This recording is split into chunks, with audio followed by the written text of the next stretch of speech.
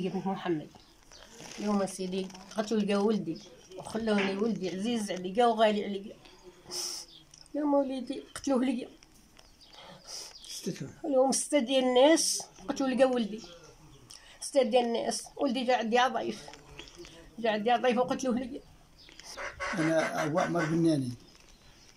ولدي هو اللي هازني قتلوه ليا، هو اللي تصرف عليا، هو اللي دار معايا. قتلوه ليا 6 الناس.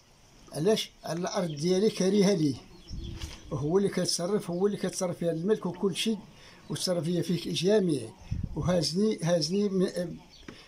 ما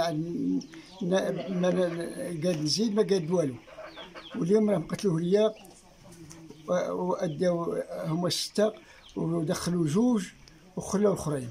واليوم انا بغيت حقي، يعطوني الحق ديالي من المحكمه، ونطاشا في هذا الشيء وتشوف هذا الشيء، هذا الظلم اللي كاين. خو الضحيه جا عند الوالد هنا العروبيه، جا يطول شي نعيجات، خرجوا لي 6 ديال الناس كيضربوا فيه.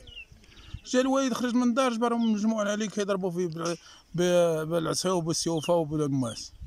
مشيت انا عند الاجودان ديال الجدرميه، جبرت السيف قدا شاقور وقدره وجوج ديال العصي.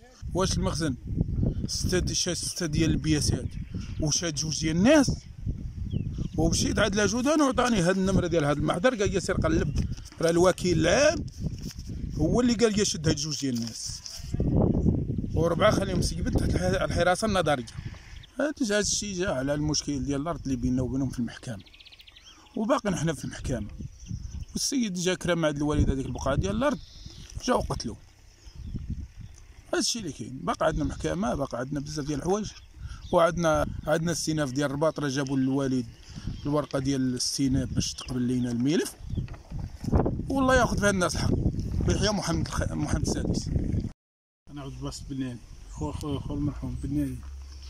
جرزامي كانوا الساكن يضربوا فيه، ولكن شدوا 2 وخلاو 4، ولكن هاك 4 باقيين يهدوا فينا. حنا عاطين الفلوس، عاطين 30 مليون ماشي باش خرجوا.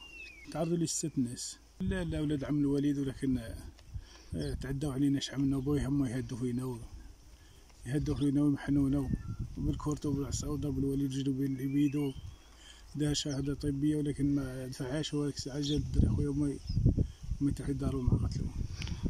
كاين نزاعات 2 و 3 ديولاش وديال الارض وديال الخصوم. وديال طالب واش المخزن ياخذ لنا حقنا من هاد الناس تعداو علينا، وانا ربي ياخذ لهم الحق.